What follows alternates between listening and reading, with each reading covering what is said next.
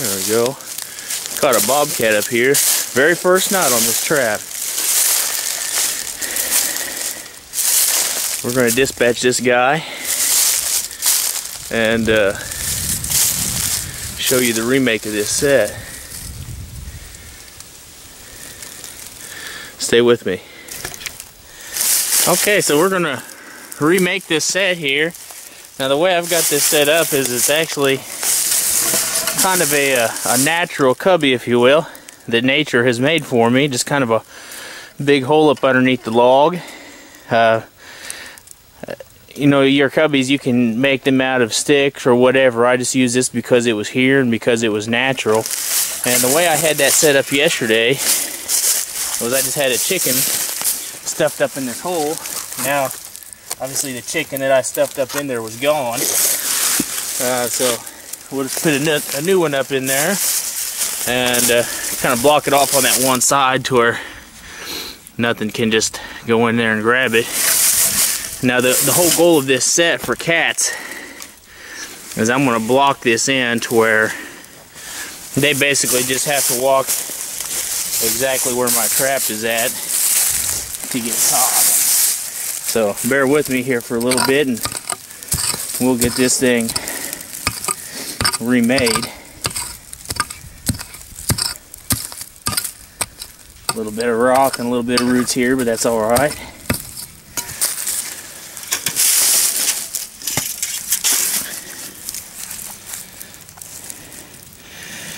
It's about 19 degrees here today. Some of you guys that are watching this probably deal with stuff that's a lot colder than what I am. But that's still cold enough that my trap will freeze down. So we're going to set this up to where hopefully that doesn't happen. I use an underall under my pans. I like those because they add a little bit of pan tension. I don't need that rock.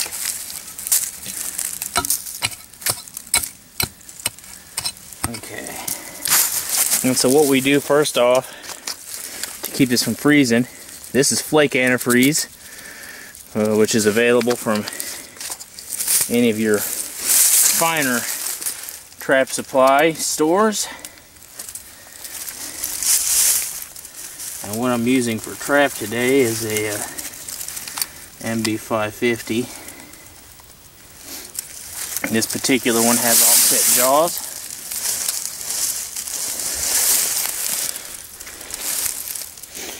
I'll be dealing with some stinky stuff here, so put some gloves on.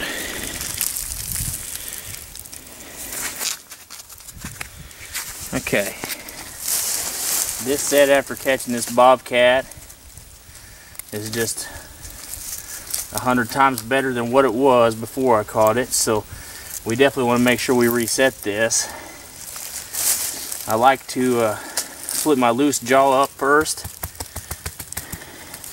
and pack the dirt down, because it's easier to push the jaw down into your loose dirt than it is to pack your dirt around it. And of course, just like anything else, a coyote or whatever, we definitely want to make sure this is packed in, that it doesn't move, and the dirt's solid, and it just feels like normal ground here. Okay. Let's kind of pull some of this stuff that's already here and sift with.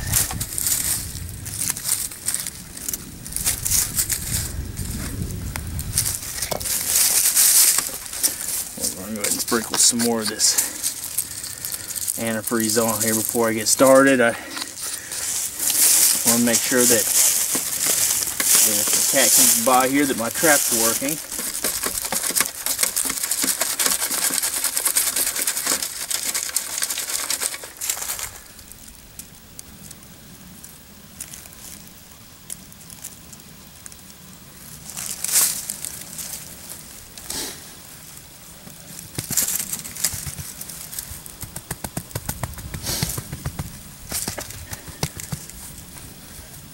Okay, now For the time being, I'm going to go ahead and set up some of my guiding. I like to do it before I cover the trap because it's a little easier to see where the jaws are at. And so what I'm kind of doing here is just telling the cat where I want him to step.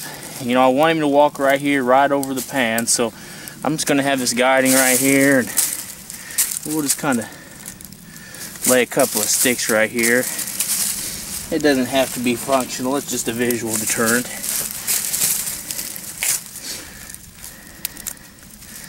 Just lay a couple of them like right here.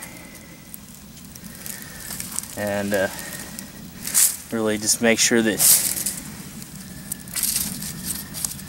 he wants to walk right over the trap. And then we'll sprinkle just a little more of our antifreeze just to make sure that it doesn't freeze up. And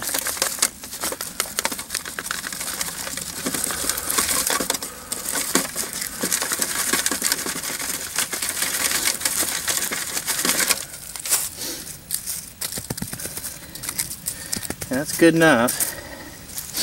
There we go. So the trap's set.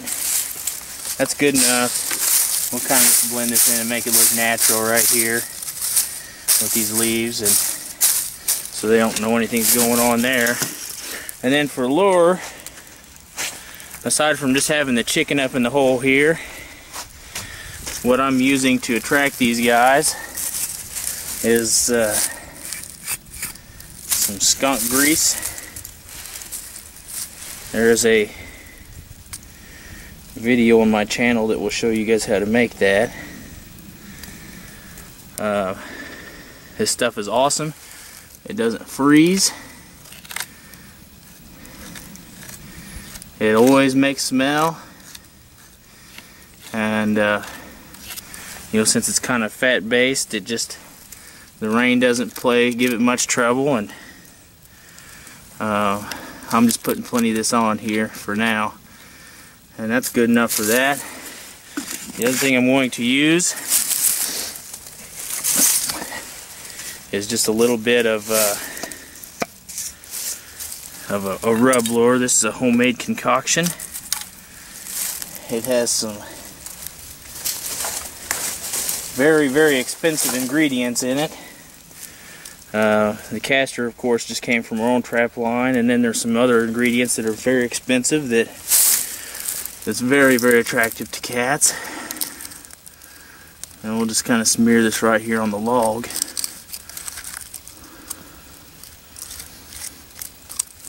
Good enough. And we'll just throw it down there. That's good enough.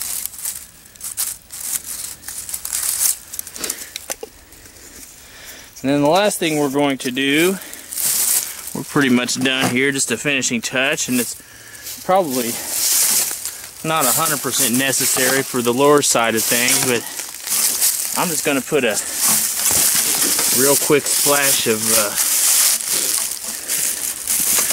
Bobcat urine. You didn't see where I put that caster. I smeared that right on the log there. You can see the smear spot right there. Then the last thing, of course, is just a real quick splash of urine. And that's good enough. The only other thing that I've got to do here, and I just do this just to flash it up. I'd pulled some chicken feathers before I stuffed it up in there, and we'll just spread these out here in the area, and you can just kind of see it. Here, spread around there, make it look like something has had a meal here. So let me stand back and show you the set a little bit better here. You can see where the trap is right here. He pretty much has to walk over this trap if he's going to get to that check-in or to the lure or anything there. If he's going to investigate at all, he has to walk over that trap to get there, and that's exactly the idea with cats. Now I will tell you, if you're in an area where you're trying to catch canines, this is a bad set and you won't catch canines in this. So if your goal is to catch cats and canine animals, I wouldn't recommend using this set. If you just want to catch cats, this will be a good set for you.